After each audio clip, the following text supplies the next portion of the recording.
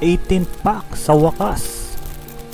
Level 1 Leven, Level 1 Collei, Level 2 Anemo Resonance, Level 2 na Spear, Level 1 na Shimenawa, Level 1 skill ni Ningguang.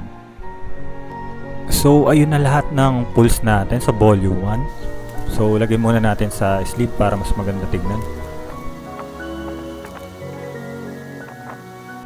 Ang best pull natin for today's video ay si Ayaka na level 4 rarity.